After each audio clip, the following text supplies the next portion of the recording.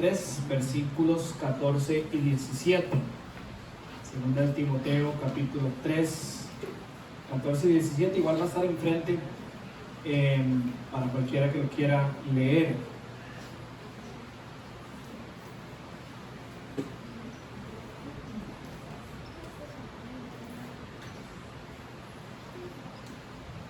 Hoy me van a disculpar, la enseñanza va a tener un tono un poco distinto. ¿En qué sentido? En que tal vez no se va a parecer a las estructuras más regulares que tienen mis enseñanzas, sino que hoy nos vamos a pasar un poquito más, diría yo, a lo que asemeja el aula, las clases, ¿verdad, Ariana? ¿Por qué estoy diciendo esto? ¿Verdad? Esto es importante. Hoy voy a tratar de enseñarles varios términos y varias cosas importantes, simplemente porque me gusta equiparlos con información que después les sirva de herramientas para su crecimiento espiritual individual, no solo como iglesia. Primero les voy a leer el texto de hoy. Dice en el versículo 14 del capítulo 3 de segunda de Timoteo lo siguiente: tú, este es Pablo el apóstol escribiéndole a su amado hijo Timoteo, sin embargo, persiste en las cosas que has aprendido y de las cuales te convenciste, sabiendo de quién las has aprendido. Desde la niñez has sabido las sagradas escrituras, las cuales te pueden dar la sabiduría que lleva a la salvación mediante la fe en Cristo Jesús. Toda escritura es inspirada por Dios y útil para enseñar, para reprender, para corregir, instruir en justicia, a fin de que el hombre de Dios sea perfecto, equipado para toda buena obra. Estamos en una serie de enseñanzas en que nuestra intención es exaltar la prioridad, la necesidad y la urgencia de la predicación de la palabra de Dios en el corazón del creyente y en el corazón de la iglesia. En el lenguaje eclesiástico hay varios términos que en orden es importante que los entiendan. Para la iglesia de Cristo no hay nada más importante que la Biblia. No hay revelación de Dios que, como vamos a estudiar hoy, sea más confiable que la Biblia. Por eso en Casa Vida, si ustedes leen los estatutos de Casa Vida, el librito que tenemos por ahí, si alguien necesita una copia, nos la puede pedir al final. Y si ustedes ven el rotulito que hay enfrente en la entrada, van a ver que dice solo la escritura, o sola escritura, viene del latín en el tiempo de la Reforma. Esto quiere decir que aquí en Casa Vida nosotros creemos que la Biblia es la autoridad máxima en la vida del creyente para direccionar su caminar de fe. Realmente la Biblia es la palabra de Dios. No estoy poniendo la Biblia encima de Dios, porque la Biblia es la revelación escrita de Dios, de su palabra. Ahora, la Biblia está en ese lugar prioritario ante las demás cosas. Pero Dios, que le dio la Biblia a los hombres, porque la Biblia no existe en la nada, ¿verdad? La Biblia fue dada por Dios a los hombres, le dio a los hombres una serie de herramientas, las cuales a través de la historia de la iglesia los creyentes han estado de acuerdo que son herramientas adecuadas para interpretar la Biblia. Eso se llama la hermenéutica. Entonces, imagínense como que arriba es lo más importante. La Biblia siendo lo más importante, la manera en que la Biblia empieza a hablar al corazón de los hombres va a ser por medio de un segundo nivel que tiene que ver con la interpretación bíblica a través de la hermenéutica. La hermenéutica se podría decir que es la ciencia, las herramientas que están, o digámoslo así, la hermenéutica es la caja de herramientas. Las herramientas que están adentro sirven para hacer exégesis. Eso significa que son las herramientas para poder entrar a la Biblia y sacar el mensaje de la Biblia para el corazón de los hombres. Ya les voy a decir por qué todo esto es importante. Dios, cuando escribió la Biblia, tenía una intención en su corazón. Esa intención fue impregnada en el corazón de los autores bíblicos, y esa es la intención a través de cada texto que nosotros deberíamos de querer descubrir. Nosotros no queremos leer un texto bíblico y simplemente creer que nosotros tenemos la magia para interpretarlo sin las cosas que Dios nos ha dado para entenderlas. Las cosas que Dios nos ha dado para entender, por ejemplo, quién lo escribió, en qué época lo escribió, cuál era la historia, qué era lo que estaba pasando, pero todo eso nos ayuda a entender cuál era el mensaje que Dios quería dar. La carta que estamos estudiando fue escrita en un tiempo de alta persecución para los cristianos. Fue escrita por el apóstol Pablo para un hombre que estaba enseñándole a otro montón de hombres a enseñar y a cuidar la Biblia, que estaba trabajando hace muchos años y probablemente por el contexto sabemos que estaba desanimado. Sabemos que habían falsos profetas por los diferentes libros y las diferentes herramientas que nos permiten ver esto en el texto. Falsos maestros, personas que estaban enseñando falsas doctrinas, cosas que se decían venir de Dios pero eran verdaderas. Todo esto lo sabemos gracias a los estudios que nos deja la hermenéutica. Usted me dice, Dani, ¿qué? ¿Hay que estudiar demasiado para saber eso? No, simplemente es poner atención al texto, saber hacerle unas preguntas al texto inmediato, al que sigue, al libro, y después a través de la Biblia para ir entendiendo. Pero bueno, podemos hablar de eso en otro momento si alguien quiere aprender más.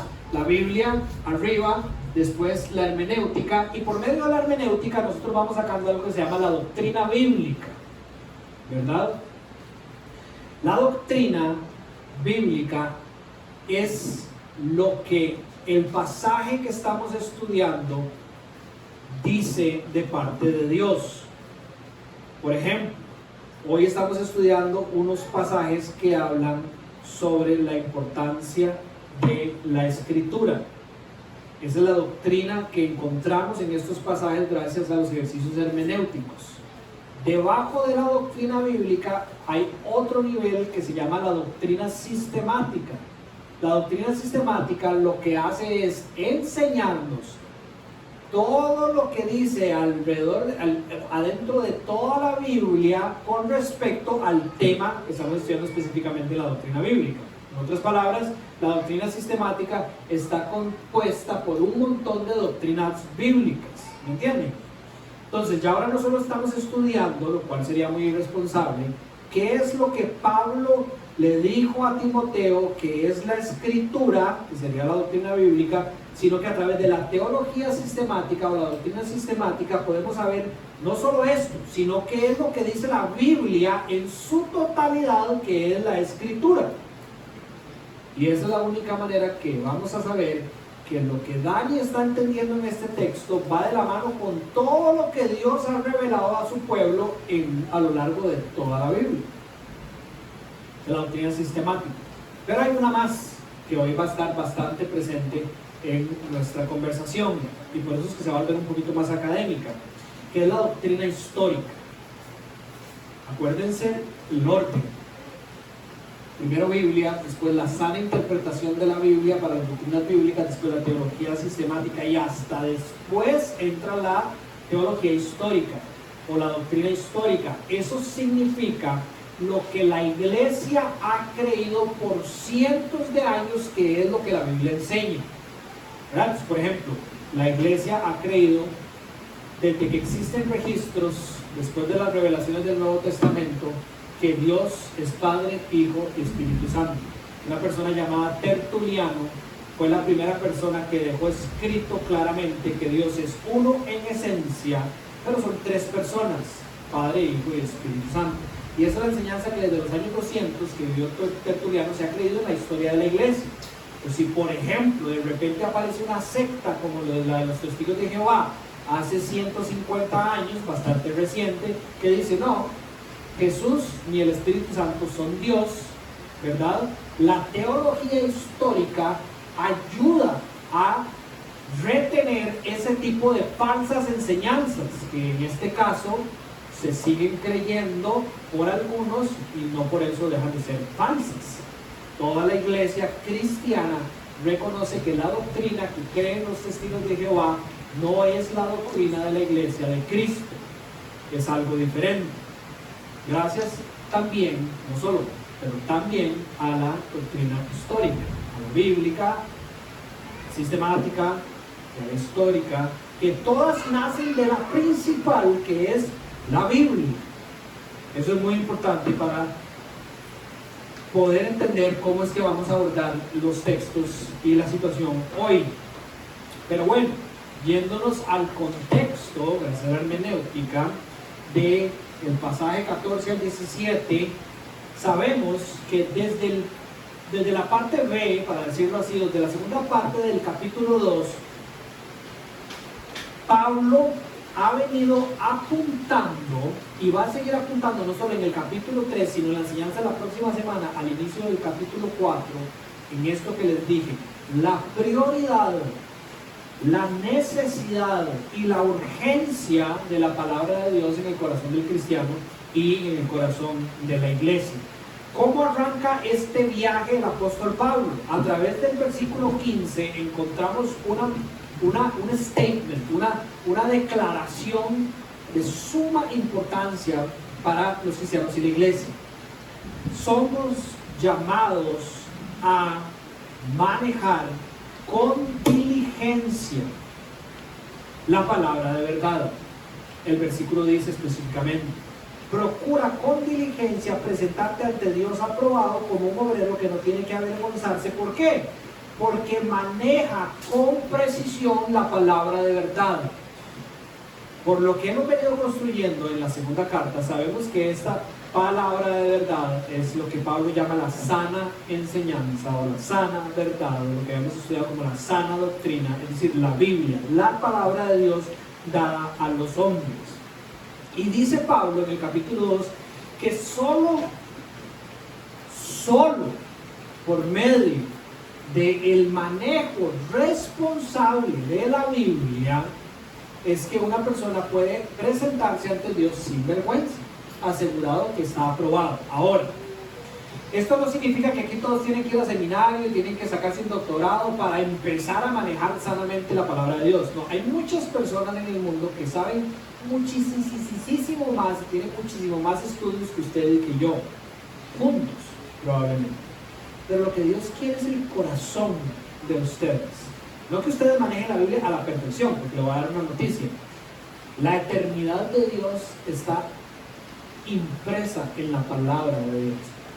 No hay ni una sola persona que haya pasado en la historia de la humanidad, de todos esos teólogos, y tengo la oportunidad de conocer hasta algunos y de leer bastantes, con muchos doctorados, que haya dicho: ya entendí todo. Cada vez que se acercan a un texto, es más, un pastor muy reconocido estadounidense que muchos de ustedes han escuchado y seguido, dicen: yo nunca predico la misma enseñanza de un texto que ya he predicado 2, 4, 5, 6, 18 veces. Hay personas que han hecho hasta comentarios bíblicos de ese texto. Dice: siempre empiezan de cero, porque siempre hay algo nuevo que Dios quiere enseñarles. Es infinito. Entonces lo que Dios quiere es el corazón dispuesto para conscientemente buscar lo necesario según lo que provea la iglesia local a donde Dios nos mandó, o lo que tengamos a nuestra mano, para manejar la palabra de verdad con precisión, diligentemente. Escribí esta palabra de verdad, la Biblia, que Pablo llama a Timoteo, de paso a encomendarla a personas fieles que sean capaces de enseñar a otros, es decir, a nosotros, a la iglesia. Es lo que va a hacer la diferencia entre vivir vidas llenas de palabras vacías que llevan a según el capítulo 3 estudiado la semana pasada, perdón, 2 estudiado la semana, 2 semanas. Desaprovechar la vida, versículo 14, a la ruina, perdón, capítulo 3, versículo 14, llevar a vidas impiadosas, es decir, alejadas de lo que Dios quiere para nuestra vida, versículo 16, a dar falsa enseñanza que puede trastornar la fe de las personas que están alrededor de nosotros, según el versículo 18. Ahora, a mí esto me da pavor, ¿verdad? ¿Por qué? Porque uno dice, ok, Pablo está hablando sobre falsos maestros, pero yo de fijo no soy uno de esos. Yo ni siquiera me han dicho maestros nunca en su vida. Entonces yo de fijo no entro en esa carga. Billy y Kim son maestros de Mariana. Si Billy y Kim no viven una vida donde busquen diligentemente aprender qué es lo que dice Dios en su palabra, cuando Mariana cometa un error en su vida, Billy y Kim tienen un segundo para decidir: la voy a corregir según lo que yo creo o según lo que Dios cree. Si lo que Billy cree no está alineado a lo que Dios cree, Billy es un falso maestro de Mariana. Está trastornando su fe en Dios, porque Mariana está aprendiendo a vivir una vida según como Billy quiere y no según como Dios quiere. Entonces la fe que Mariana tiene en Dios está siendo contaminada por las creencias de Billy, no por las creencias de Dios, como debería de ser. Entonces estoy dando un ejemplo súper radical, que ahora Billy no va a poder dormir por una semana, pero es para que vean la seriedad de simplemente ver la Biblia, y como hacía mi abuela, ¿verdad? Que yo la amo y se lo he dicho, ¿verdad? Y la he tratado de, no a mi abuela, a mi suegra, ¿verdad? Que la Biblia no es para ponerla en el centro de la mesita de noche y dejarla ahí, es para darle con todo. A mi suegra le da con todo, he aprendido mucho, de verdad. Manejar la palabra de verdad nos lleva, el opuesto, a vivir una vida donde podemos caminar tranquilos de que estamos haciendo cosas buenas ante los ojos de Dios, a vivir sin vergüenza ante Dios, a caminar en santidad, es decir, los caminos de Dios, a caminar en rectitud, según lo que Dios dice que es recto, a la fe, al amor, a la paz, a experimentar la amabilidad, frutos del Espíritu Santo que vienen por alimentarse con la palabra de Dios, a la sana enseñanza, a poder decirle a nuestros seres amados aquí en la iglesia o a donde sea, ¿verdad? Mira, yo veo que aquí hay un error por lo que Dios me dice. Yo también lo comento, pero quiero comentarte. A vivir en el centro de la voluntad de Dios, versículo 26, y como consecuente, en vez de a la muerte, a la vida eterna. De nuevo, ¿quiénes son las personas fieles a las que Timoteo tenía que encargarle las enseñanzas que por la herencia generacional demostrada a través de la teología histórica? ¿Quiénes son los encargados de manejar la palabra así? La iglesia, nosotros, ustedes, yo, todos los creyentes. El verdadero cristiano, escribí, busca la aprobación de Dios, manejando con precisión la palabra de verdad, viviendo la palabra de Dios, con fe en el poder de la palabra de Dios, presentando la palabra de Dios con la esperanza de que a través de lo que la palabra de Dios, vea la palabra de Dios en medio de todo, hace en su vida, en la manera en que él vive y en las palabras que él comparte, que vive con la esperanza de que la palabra de Dios transforme los corazones de las personas que están a su alrededor, los que no conocen a Dios para salvación y los que ya conocen a Dios para que cada día caminen más los caminos de Dios, no los caminos míos. Pero ustedes saben el clásico que yo digo: si usted vive una vida donde usted dice, Dani es mi pastor, todo le faltará. Usted no va a caminar por verdes pastos ni por tranquilas aguas, y yo no voy a estar cuando usted esté en el valle de sombra y de muerte, y mire, ya yo probablemente me fui. La Biblia lo que dice es: el Señor es mi pastor, y ese Señor está escrito en la palabra de Dios, y así nada le va a faltar. Pablo nos advierte en el capítulo 3 que en los últimos días vendrán tiempos difíciles. Habíamos dicho que los últimos días son estos, en la era de la iglesia, que los tiempos difíciles son ya. ¿Y cuáles son esos tiempos difíciles? Los describe así: vendrán hombres que serán amadores de sí mismos, avaros, jactanciosos, soberbios, blasfemos, desobedientes a los padres, ingratos, irreverentes, sin amor, implacables, calumniadores, desenfrenados, salvajes, aborrecedores de lo bueno, traidores, impetuosos, envanecidos, amadores de los placeres en vez de amadores de Dios, teniendo apariencia de piedad, lo cual me da una pista muy importante. Ellos tienen apariencia de piedad. Entonces, esta descripción que algunos de nosotros decimos, ¿quién calza? Ni siquiera es que es fácil de ver, porque caminan las personas con una apariencia de piedad, es decir, parecen que aman a Dios, pero niegan el poder de Dios. Pablo dice: a estas personas hay que evitarlas. Ahora, vendrán en los últimos días tiempos difíciles. ¿Por qué es que esto es tan difícil? Porque estas palabras que Pablo está describiendo son personas, estas personas que Pablo está describiendo, son personas que van a estar dentro de la iglesia, no fuera de la iglesia, donde yo nunca me los topo, dentro de la iglesia. Son descripciones de personas que dicen con sus bocas ser cristianos, pero que todo en su corazón y en algunas cosas en la manera en que viven se va a poder ver que no lo son. La Biblia habla por todo lado de estas personas dentro de la iglesia.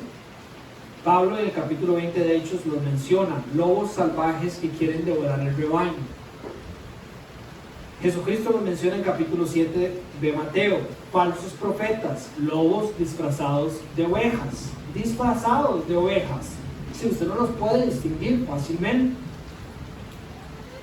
Jesucristo en el capítulo 24 de Mateo también: son falsos profetas que hasta hacen señales, pero lo que buscan es engañar a los creyentes. Si hacen cosas que parecen ser de Dios, pero su corazón no es el correcto. Según primera de Juan, caminan con nosotros, pero en el fondo no permanecen con nosotros. Eran de nosotros, pero al final salieron de nosotros. Y cuando usted estudia la primera carta de Juan, se da cuenta que lo que hace la diferencia entre esos que caminan entre nosotros y que algún día se salen y los podemos distinguir y los podemos sacar, es la perseverancia en caminar cerca de los caminos de Dios. ¿Y cuál es la única manera de saber verdaderamente cuáles son los caminos de Dios? Por medio de su palabra. Individual y grupal. Individual y grupal. Constantemente estar en el estudio y en el buen manejo de la palabra de Dios para poder distinguir de las personas que están aquí adentro quién me está diciendo algo que no es de Dios. Y las historias son chorrocientas.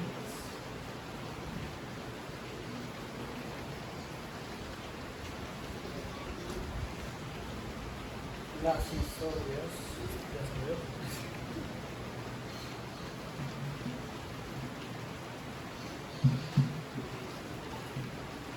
Bien o no. Sí, hace. Ok. Cambio este equipo. Ok, las historias. Siento como me falta volumen. Antes tenía un poquitillo más. Voy a hablar más por ahí. Las historias son muchas en la historia, ¿verdad? En la iglesia, valga la redundancia, donde dentro de la iglesia han existido personas que empiezan a sembrar semillas de amargura en los corazones de los creyentes. ¿Has visto esto? ¿Viste esto? ¿Viste lo otro? ¿Viste lo otro? Y eso empieza a crear un daño si uno no está cerca de la palabra de Dios para poder distinguir estas cosas. Cada uno de nosotros juntos, según el capítulo 2, versículo 12, con aquellos que buscan a Dios con un corazón puro, debemos de estar alerta ante este problema. Estos son los tiempos difíciles. en este contexto es que Pablo llama a Timoteo a, versículo 14, persistir en las cosas que has aprendido. Persistir en las cosas que has aprendido. ¿Por qué es que Pablo está llamando a Timoteo a persistir en las cosas que ha aprendido? Y si ustedes leen más adelante, a través de las Sagradas Escrituras. Porque las Sagradas Escrituras, o en otras palabras, la verdad bíblica o la verdad de Dios dada a los hombres, está siendo fuertemente amenazada. No solo en ese momento, sino claramente hoy. Los falsos maestros, de nuevo, aquellos que no quieren manejar diligentemente la palabra de Dios, buscan en el fondo desacreditar la verdad de Dios porque les encanta que la gente siga sus pasos, que la gente viva según su verdad.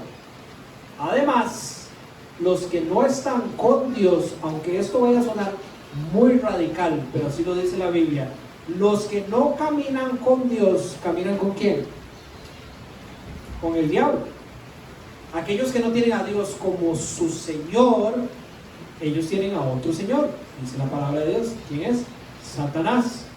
Y las intenciones de Satanás es que las personas vivan enamoradas de sí mismas, no de Dios. Que busquen que las personas se enamoren de sí mismas, y eso las personas lo sienten cuando hacen todo lo que yo quiero, porque de esa manera Satanás mantiene a las personas alejadas de Dios y pierden la vida. Es un resumen de las enseñanzas bíblicas por todo lado. No manejar la verdad de Dios tiene consecuencias terribles en el mundo y en la iglesia. Por ejemplo, en temas de salvación, las consecuencias de suplantar la verdad divina por la verdad de los hombres solo lleva a la muerte. Esto no es nada nuevo. Así empezó el pecado por medio de Adán y Eva. ¿Qué fue lo que pasó? La serpiente se acercó a Adán y a Eva y les dijo: vean, yo sé que Dios les dio una verdad a ustedes, pero yo vengo a presentarles otra verdad. Y a través de esa verdad, ustedes van a llegar a ser igual de sabios que Dios. Y al llegar a ser igual de sabios que Dios, adivinen qué, ya no necesitan a Dios, porque ya ustedes van a poder saber todas las cosas como Dios las sabe. Esa podría ser una versión caricaturesca de la conversación registrada en Génesis 3, donde la serpiente le dice a los hombres que dejen de creer a Dios y que le crean a ella. ¿Y qué es lo que pasa? Los hombres dicen: ok, en vez de caminar guiados por la verdad de Dios, vamos a caminar guiados por otra verdad, creyendo que es igual de buena que la que Dios da. Y la consecuencia es la muerte. Si la Biblia es clara diciendo que la palabra de Dios es palabra de vida, adivinen qué es lo que estamos haciendo cuando vivimos alejados de la palabra de Dios.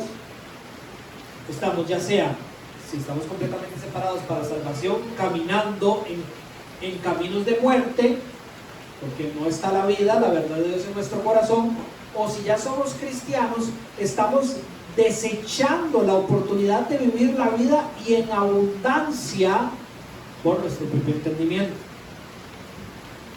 Obviamente no afecta solo temas de salvación, sino, como les estoy diciendo, el caminar espiritual de todo cristiano. Solo la palabra de Dios va a tener la capacidad de guiar a los hombres por los caminos de Dios. Ahora, esto se los he explicado muchas veces. Traten de imaginarse esto. El corazón es como una caja vacía. El corazón es una caja vacía. Cuando Dios diseñó al hombre y a la mujer de manera perfecta, le puso esta caja vacía adentro. Y esa caja vacía fue diseñada para solamente ser llena con la verdad de Dios. Entonces, inmediatamente después que el hombre y la mujer son creados, dice la Biblia en el capítulo 2 de Génesis que Dios bendice a los hombres, y en el capítulo 1 también, ¿Por medio de qué? De decirles, de hablarles, de darles instrucción de cómo hacer las cosas, de cómo vivir. Y ahí Dios dice, todo está perfecto. El problema es cuando una caja que estaba diseñada para sostener la verdad de Dios dejó entrar una verdad que no es la verdad de Dios, es decir, una verdad mala por consecuente. Cuando nosotros vivimos en nuestro corazón con verdades malas, el diseño del corazón dice que esas verdades son las que van a motivar nuestros sentimientos y que esos sentimientos son los que van a motivar nuestras acciones. Eso es así, se los he mencionado varias veces, matemática simple. Los seres humanos todos caminan por lo que sienten, y lo que sienten va ligado a lo que hay en su corazón. Aquí no todos van a entender esta ilustración, pero se me ocurrió una iglesia en inglés, y al rato y ojalá sí, todos hayan visto esa película que se llama Mi Pobre Angelito. ¿Ustedes han visto esa película, Mi Pobre Angelito? ¿Sí? ¿Verdad?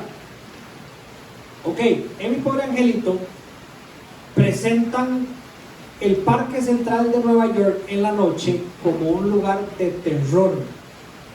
Solo personas sin casa, haciendo cosas malas, súper oscuros, se van a robar a los niños. Solo cosas malas pasaban en el Central Park de Nueva York en la noche. Si usted lo único que sabe del Parque Central de Nueva York lo aprendió en Mi Pobre Angelito, y a usted lo llevan al Central Park de Nueva York en la noche y le dicen crúcelo, por esa verdad que hay en su corazón, usted jamás va a cruzar el Parque Central de Nueva York por el miedo que le da. Entonces la única verdad que hay en su corazón es: el Central Park de noche es peligroso. Eso le causa un miedo a usted que evita que usted camine y lo cruce. Ahora, si usted le pregunta a cualquier persona que viva ahí o que haya paseado por el Parque Central de Nueva York en la noche, le va a decir: es completamente lo opuesto.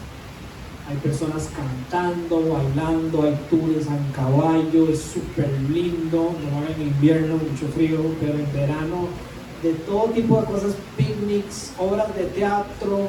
Hay una obra de teatro que se llama Shakespeare in the Park, cosas lindísimas, ¿verdad? Y le empiezan a meter a esa caja que tenía una verdad de Mi Pobre Angelito, nueva verdad. Y cuando usted abraza esa nueva verdad de alguien que vive en Nueva York, adivine qué va a pasar. Ven, como que de repente yo no me siento tan asustado, porque no vamos a ver en la noche. Así es en todo. Así es en todo. Revisen sus corazones. Las verdades que hay en su corazón son las que lideran sus sentimientos y sus acciones.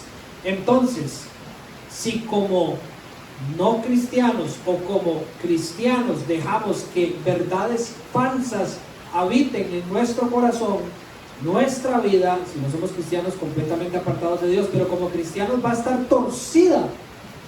No vamos a poder tener el disfrute de vivir en el centro de la voluntad de Dios, porque está contaminada la verdad de Dios por las verdades que el mundo nos ha dado, y eso nos da una crianza, un caminar torcido, mal, y perdemos el disfrute de vivir una vida con el Señor como Él quiere que la vivamos. La única manera, por eso es que Pablo en Romanos capítulo 12 versículo 2 habla de esto, que vamos a poder transformar nuestras vidas y no conformarnos a lo del mundo, no a las enseñanzas de, digamos, no, entiéndase, a lo de antes, y ser regenerados y caminar en los caminos de Dios, va a ser por medio del estudio diligente de la palabra de Dios. Vamos a ir sacando nuestras creencias falsas y sumándolas de las creencias buenas. Cuando yo me casé hace más de 10 años, yo juré en el altar que amaba a mi esposa. Si yo hoy analizo la manera en que yo amaba a mi esposa hace 10 años a como la amo hoy, yo no estoy tan seguro de que yo la amara mucho. Dios, por medio de su palabra, me ha mostrado y me seguirá mostrando el resto de mi vida lo que es verdaderamente amar a alguien, ¿verdad? Yo he ido sacando un montón de cosas de telenovelas, aunque yo no veía telenovelas, pero de series, de películas, de un montón de cosas que me habían dicho, esta es la manera en que usted ama a una mujer, esta es la manera en que usted ama a una esposa. Y las he ido llenando y llenando y llenando cada vez más como pueda con la palabra de Dios. Y he empezado a entender poco a poco lo que es ese verdadero amor sacrificial, entregado, que hace que uno dé la vida por la esposa para que ella pueda presentarse ante Dios inmaculada y sin mancha. Y eso va a seguir toda la vida, porque eso es lo que hace la palabra de Dios: suplanta las mentiras por verdades para que podamos caminar más en el centro de la voluntad de Dios. Timoteo está llamado a persistir en preservar, cuidar esta verdad de las sagradas escrituras, dice, las cuales, ya como las describe Pablo, te pueden dar la sabiduría que lleva a la salvación mediante la fe en Cristo Jesús. Este es un detalle muy importante. Las sagradas escrituras que Timoteo estudió y ha escuchado desde la niñez, las cuales pueden dar sabiduría que lleva a la salvación mediante la fe en Cristo Jesús. Y después el versículo 16 dice: toda escritura es inspirada por Dios y útil para enseñar y reprender, para corregir, para instruir en justicia, a fin de que el hombre de Dios sea perfecto, equipado para toda buena obra. Y aquí es donde la chancha parece brava. Capítulo 16. Kim, por un helado de parte de Billy en el Secret Spot. La palabra escritura, ¿qué significa? ¿Qué es la escritura? Cuando ahí dice toda la escritura es inspirada de Dios, ¿usted qué entiende? Sí, pero ¿qué es más simple? Más simple. ¿Qué es toda la escritura? La Biblia. ¿Se me el helado? Billy, el helado es para Mariana, no para Kim. No se vale que como lo llevó, tiene que darle las dos. No, solo a Mariana. Pero sí, Kim se está respondiendo bien, pero es que es muy curioso. Un ser humano no le hace una pregunta simple y se va hasta la respuesta más complicada, ¿verdad? Pero está bien, era verdad también lo que se estaba diciendo. Pero sí, toda la escritura es la Biblia. Ahora, por otro lado, de parte de Billy, alguien que me dé una descripción muy simple de lo que es la Biblia. Bueno, la Biblia son, ¿qué son? Digan, lluvia de ideas. Por eso no tengo mucho tiempo. ¿Cómo es? Libros, ok, son libros. ¿Cuántos libros? 66 libros. Están afilados, vamos a ver. ¿Cuántos en el Antiguo Testamento?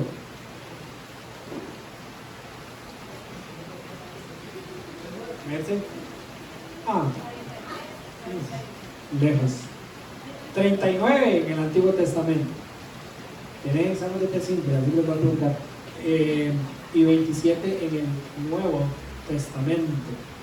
Eso es lo que se conoce como la Biblia, como el canon, ¿verdad? La palabra canon, si alguna vez la han escuchado, significa la medida perfecta. Es como un tipo de regla, es la medida perfecta. Esos 66 libros es el canon bíblico y es todo lo necesario para que el hombre de Dios sea perfecto y equipado para toda buena obra. Ahora, cuando Pablo le está diciendo a Timoteo que persevere en conservar esa verdad bíblica y la describe como las Sagradas Escrituras en el versículo 15, la cual ha aprendido desde su niñez, eran esos 66 libros. No, ¿verdad? No estaba escrito en el Nuevo Testamento, no había. Entonces, este es un ejercicio que quiero hacer porque el ataque de las Escrituras muchas veces arranca por el Nuevo Testamento. Si usted logra desacreditar el Nuevo Testamento, logra desacreditar a Cristo, si usted logra desacreditar a Cristo, logra desacreditar la salvación por la gracia, puede caer en la salvación por las obras, y ahí la cosa se vuelve súper complicada. Entonces hay muchas personas que se han agarrado de este tipo de versículos para decir, cuando Pablo habla sobre la Escritura en el versículo 16, no está hablando de toda la Biblia, simplemente estaba hablando de lo que los judíos conocían como la Tanakh, que es lo que nosotros entenderíamos como el Antiguo Testamento. Lo que nosotros conocemos como el Antiguo Testamento se compiló en el año 300 en griego aproximadamente, ¿verdad? Pero antes eran la ley, los escritos históricos, los de sabiduría y profetas dados al pueblo de Dios. Se conocía como la Tanakh. Entonces, la definición de Sagradas Escrituras en este texto debería de entenderse como la Tanakh, porque Timoteo la viene escuchando desde su niñez. Pero todos los cristianos creen que en el versículo 16, cuando Pablo habla de toda la Escritura, de alguna manera divina está hablando de toda la Biblia, de los 66 libros. Ahora, ¿cómo se come eso? Número uno, tenemos que saber que probablemente Pablo, cuando él escribió toda la Escritura es inspirada por Dios, no estaba pensando en los 66 libros. Pablo no estaba pensando en que iba a existir una nueva versión llamada el Nuevo Testamento, con una serie de libros donde él curiosamente iba a ser el escritor de 13 de ellos. Él no tenía esto en mente, pero Dios sí lo tenía en mente. Entonces, esto lo escribí, vamos a ver si no suena muy enredado. Si existía la palabra escritura en la mente de Cristo, que bueno, Cristo era Dios, y en la mente de los autores bíblicos del Nuevo Testamento, por medio de una revelación progresiva, Dios iba sumando contenido a esta definición de la palabra escritura hasta que cierra el canon bíblico. En otras palabras, existían las Sagradas Escrituras. Cristo viene a la tierra y empieza a enseñar palabra de Dios. Después los autores bíblicos empiezan a reforzar la enseñanza de Cristo y la inspiración divina del Espíritu Santo sobre instrucciones para la iglesia. Mientras ellos están instruyendo a la iglesia, ellos no están pensando que lo que están escribiendo va a ser el Nuevo Testamento, pero Dios va santificando algunas de sus enseñanzas para dejarlas en lo que nosotros conocemos como la Escritura perfecta, completa, necesaria para que todo hombre pueda caminar de manera correcta ante Dios. Más o menos. Bueno, veamos que unos versículos bíblicos refuercen esto que les estoy diciendo de cómo se iba construyendo la definición nueva de esta palabra escritura que encontramos en el versículo 16. Jesús, por ejemplo, amarró el Antiguo Testamento a las declaraciones suyas en los Evangelios. Es decir, amarra el Antiguo Testamento con el Nuevo Testamento, ya que todas las enseñanzas de Jesús están en el Nuevo Testamento, no están en un testamento como en medio, ¿verdad? Jesús dijo en capítulo 7 de Juan: el que cree en mí, como lo ha dicho la Escritura, es decir, está citando el Antiguo Testamento, la Tanakh, pero ahora en el Nuevo Testamento, y además es Dios, es la palabra de Dios, ¿verdad? Dice: de lo más profundo de su ser brotarán ríos de agua viva. Habíamos leído, según las palabras de Pablo a Timoteo, que por medio de las Sagradas Escrituras es que está la salvación. Jesucristo dice: por medio de mis palabras está la salvación. Está amarrando también las Sagradas Escrituras con sus palabras. Capítulo 12 de San Juan: el que me rechaza y no recibe mis palabras, tiene quien lo juzgue. La palabra que he hablado, es decir, Cristo, esa es la que lo juzgará en el día final. En este momento, todos los judíos creían que sus vidas y las vidas de toda la humanidad estaban bajo el juicio de la Tanakh, principalmente de la ley, ¿verdad? Jesucristo está diciendo: el juicio está sobre mis palabras. Está igualando sus palabras a las palabras de las Sagradas Escrituras en el Nuevo Testamento. Dice: porque yo no he hablado por mi propia cuenta, sino que el Padre mismo que me ha enviado me ha dado el mandamiento sobre lo que debo decir y lo que debo hablar. Y sé que su mandamiento es vida eterna, por eso lo que yo hablo, lo hablo tal como el Padre me lo ha dicho. En síntesis, los cristianos aseguramos que Jesús es Dios.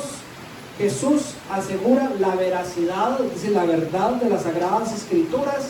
Jesús iguala sus palabras a las Sagradas Escrituras, y sus palabras además están en el Nuevo Testamento, lo cual hace el Nuevo Testamento recipiente de sagrada verdad.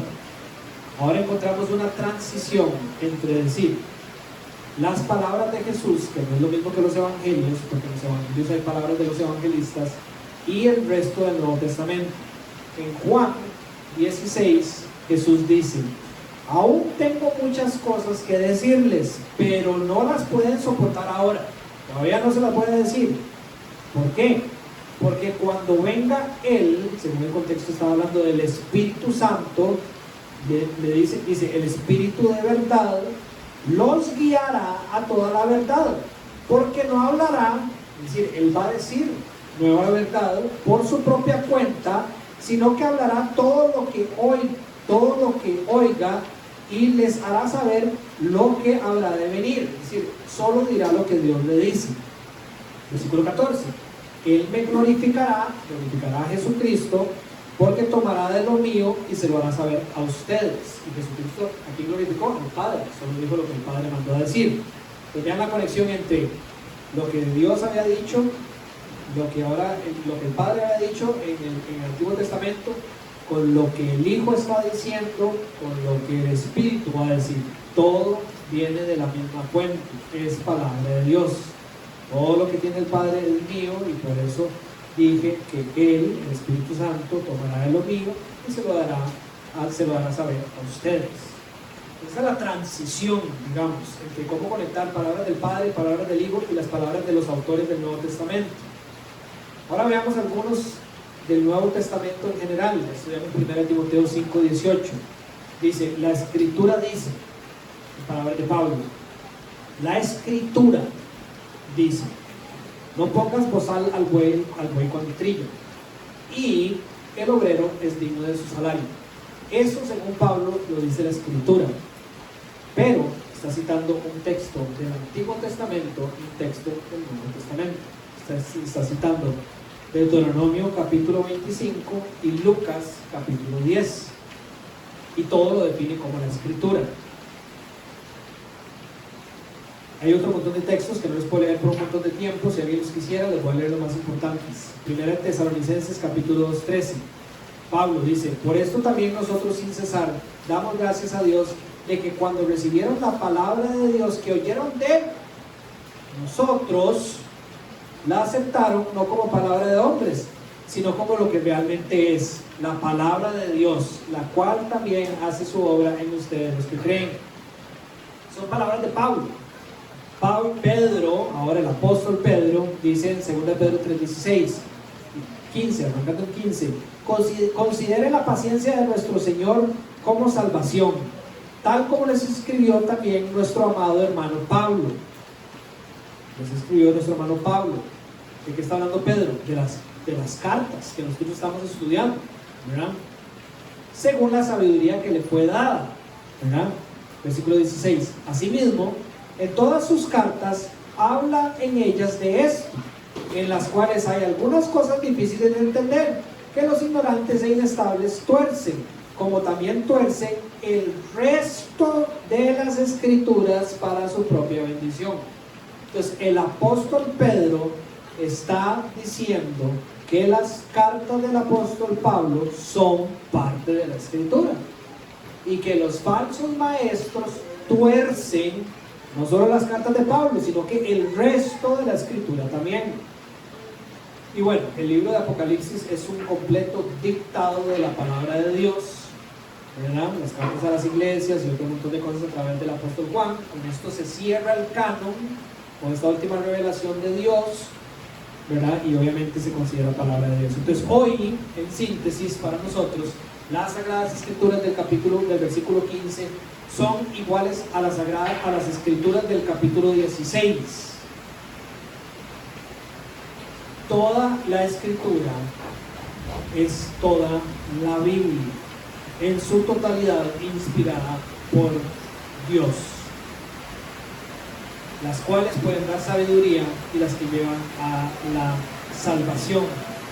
Nos llevan a la salvación. Es decir, si nosotros no igualamos las Escrituras a las Sagradas Escrituras, lo que encontramos en las Escrituras estaríamos desechándolo. El Evangelio explicado por Jesucristo lo estaríamos desechando como medio para salvación, y estaríamos confiando nada más en el Antiguo Testamento, si fuera el caso. Esto obviamente es rechazado por la iglesia a través de la historia, y nosotros tenemos que defender lo mismo. Ahora usted me dirá, Dani, pero es que eso no pasa en estos días, tal vez en el caso de Pablo y en el caso de Timoteo.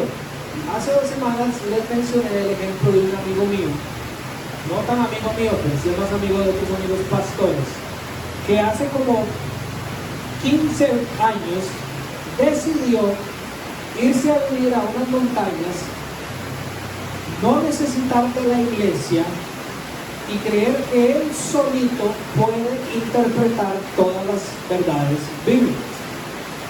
Y esa persona, para desgracia de muchos, tiene Facebook y hace poco empezó a publicar unos videos donde dice que lo único que se debería considerar como Sagradas Escrituras es el Antiguo Testamento y las enseñanzas de Jesucristo, pero que tenemos todo el derecho de dudar y de no confiar plenamente en los escritos del resto del Nuevo Testamento. Y uno ve ahí cuántas personas han visto el video. Hay personas que ven los videos de él, lo siguen y que por estas nuevas declaraciones empieza a ser trastornado su fe. Una persona con la cual un amigo mío estuvo predicando en las calles de San José la verdad de Dios, ahora está empezando a enseñar que como los escritos del Nuevo Testamento no son fidedignos, la salvación es por obras, no puede ser por gracia. Nosotros tenemos que hacer para conseguirlo. Y así empieza. Eso está pasando hoy. Y amigos míos pastores están hablando con él, tratando de llevarlo de nuevo a las verdades bíblicas, que además han sido sostenidas y respetadas por toda la iglesia.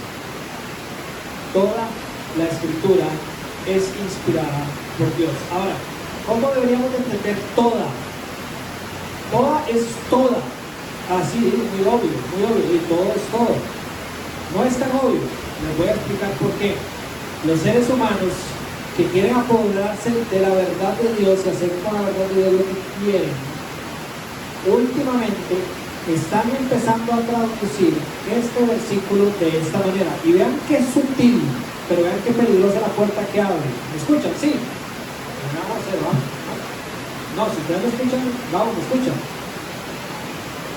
El texto del griego siempre se ha entendido de esta manera.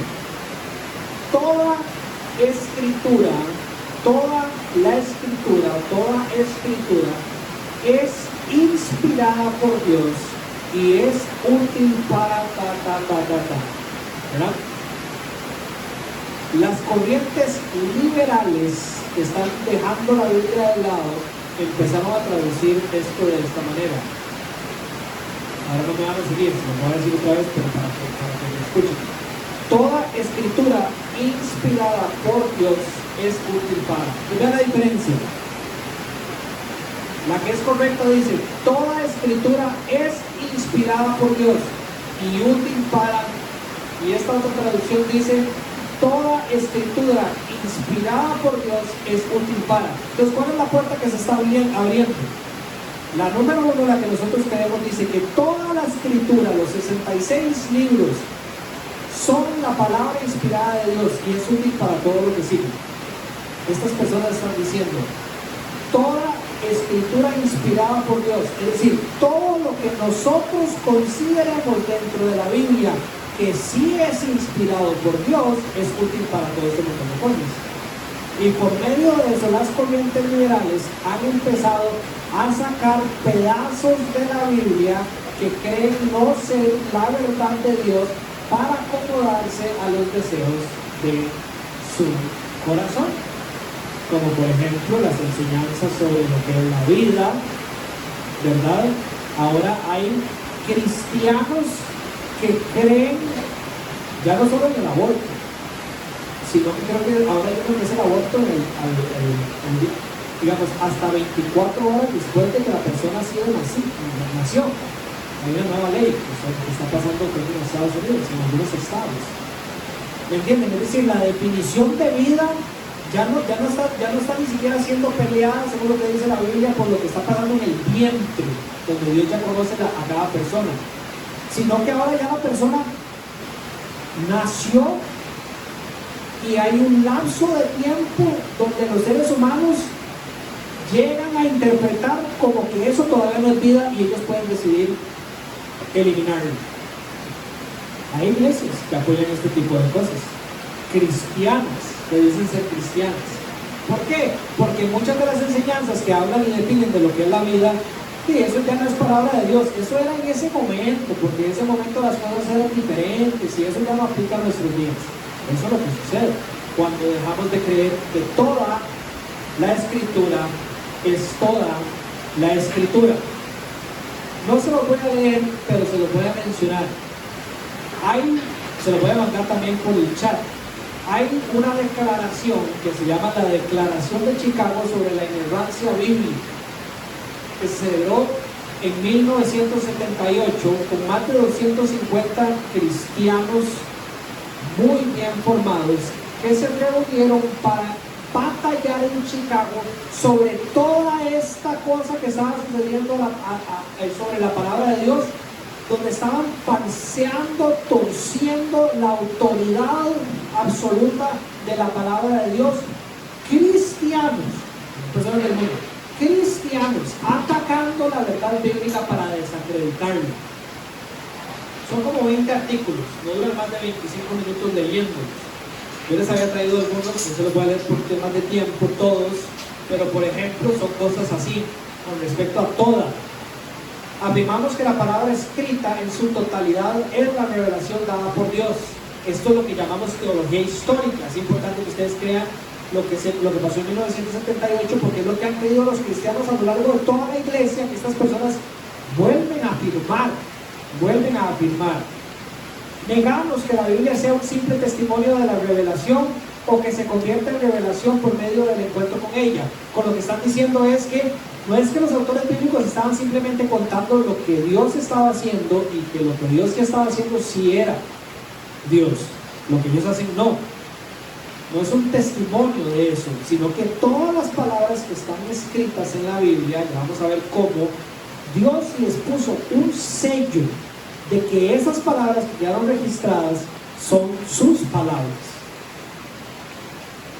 Artículo 4, por ejemplo, afirmamos que el Dios que creó la humanidad y su imagen ha empleado el lenguaje como un medio de revelación. Negamos que el lenguaje humano, a pesar de los límites de nuestra humanidad, no sea un medio de revelación. Negamos además que la corrupción de la cultura y el lenguaje humano por causa del pecado haya impedido la obra de Dios en la inspiración. Ustedes no saben cuántos amigos míos que dicen ser cristianos dicen: pero es que yo no creo en realidad ni leo mucho la Biblia, porque al final de cuentas fue escrita por hombres. ¿Ustedes han escuchado eso? Los verdaderos cristianos que han entendido el testimonio de la Biblia construyen teología histórica diciendo: ningún cristiano verdadero ha entendido o creído eso. Ustedes dicen que como lo escribieron hombres y los hombres son imperfectos, entonces ¿para qué leer ese libro? Pero no están enfocados muchos cristianos alrededor de ustedes. Es toda la escritura, vean el artículo 6, el artículo 7, la que es inspirada por Dios. Ahora, ¿qué se refiere con la inspiración? Esta es la manera en que Dios usa, es la manera que Pablo usa su lenguaje para expresar lo que Dios hizo a través de los autores bíblicos. La traducción es como que Dios respiró en su ser las palabras que ellos debían dejar registradas. Esto pasó de diferentes maneras. En algunos casos fue un dictado, como por ejemplo los profetas, ¿verdad? El ejemplo del apóstol Juan le dictó lo que debería decir el libro de Apocalipsis o en el libro de los profetas. También habló a los corazones, como muchos de los evangelistas, por medio de investigación, como Lucas es una investigación y Hechos es una investigación, o por medio de revelaciones. Ahora, esta nota es muy importante para las discusiones como esas que les dije: es que es escrito por hombre o que no sé qué. La escritura es decir, la escritura, según la definición que ya tenemos de la escritura, la escritura es la que es inspirada por Dios. Los 66 libros, lo que nosotros entendemos como la escritura, es la que es inspirada por Dios. Dios derramó todo su ser, decirlo de esta manera, sobre eso que Él compiló y que nosotros conocemos como la Biblia, lo cual es muy diferente a decir que los hombres estaban en un estado especial de divinidad, ¿verdad? Como que, por ejemplo, el apóstol Pedro no tenía pecado porque si escribió santa palabra, no podía haber pecado en él. Eso es diferente, eso no es lo que se está diciendo que se creen los cristianos. Es la escritura la que es inspirada por Dios. O es diferente a decir que la verdad estaba en ellos y que ellos la escribían según ellos creían y en la cantidad que ellos creían. Usted me diría, Dani, pero eso es una locura. Todos los primeros 200 años, una de las peleas más grandes fue contra los gnósticos, que todavía pasa. Que ellos creían que ellos, dentro de toda la iglesia, tenían una revelación y capacidad especial para entender las escrituras. Con el catolicismo romano de los años 500 a los 1500, eso fue lo que pasó. Decían que solo las autoridades de la Iglesia Católica Apostólica de Roma tenían la capacidad para interpretar las verdades divinas. Entonces, cuando decimos que toda la escritura es inspirada por Dios, no estamos diciendo que los autores bíblicos tenían en su poder la verdad de Dios para escribirla como ellos quisieran. Y tampoco estamos diciendo, lo cual respalda esto, que todo lo que ellos escribieron es la palabra de Dios. ¿Entienden el trabalenguas? Por ejemplo, si usted lee 1 Corintios y 2 Corintios, las cartas a los Corintios son respuestas a comunicaciones de cartas que habían entre las iglesias y Pablo. Y por ejemplo dice, como les escribí en la primera carta, cuando escribí la carta anterior, les escribí en la otra carta, eso lo encontramos en algunas partes del Nuevo Testamento, y esas otras cartas, nadie sabe dónde están. No están registradas en la Biblia, no era del interés de Dios que quedaran registradas en lo que Dios entendía como el canon necesario para que los hombres caminaran de manera perfecta. Por eso yo no estoy diciendo que en las otras cartas Pablo estaba diciendo instrucciones contrarias a las de Dios, pero simplemente Dios las descartó. Esas palabras no tienen el sello divino que tiene la escritura, según Pablo la describe en el versículo 16. ¿Me entienden? Entre esos ejemplos de esas cartas están las otras cartas de Pablo, los otros evangelios que andan por ahí, que no se engañen, ¿verdad? Dice el evangelio de Tomás. Eso, cuando se estudia historia de la iglesia, se da cuenta que había muchas personas que les ponían esos nombres simplemente para ganar importancia. Pero si usted lee el evangelio de Tomás, usted se va a dar cuenta rápidamente que no tiene nada que ver con la inspiración divina y hay muchas contradicciones y un montón de cosas rarísimas. Segunda de Pedro 1:20 dice: ante todo sepan esto, que ninguna profecía de la escritura es asunto de interpretación personal, pues ninguna profecía fue dada jamás por un acto de voluntad humana, sino que hombres inspirados por el Espíritu Santo hablaron de parte de Dios. Esa es la manera en que describe Pedro la escritura. Escritos de hombres inspirados por Dios. Por Dios, eso nos habla de la autoridad de la escritura. De nuevo, vayan a la declaración. Afirmamos que las sagradas escrituras han de ser recibidas como palabra autoritativa de Dios. Negamos que la escritura reciba su autoridad de la iglesia, de las tradiciones o de cualquier otra fuente humana. Es decir, ellos ni siquiera están diciendo este concilio es el que le da la autoridad a la Biblia, sino que a través del estudio de la Biblia declaramos estas cosas, lo cual es diferente. Afirmamos que las escrituras son la suprema norma escrita por medio del cual Dios ata la conciencia y que la autoridad de la iglesia se encuentra subordinada abajo de lo que la escritura dice. Toda la escritura es inspirada por Dios y es útil. Es útil, claro que sabemos que es útil. ¿Cómo sabemos que es útil? Porque de nuevo confiamos en que es infalible y es inerrante. Dos palabras complicadas, pero las quiero usar para que se familiaricen con ellas. Inerrante, no hay error.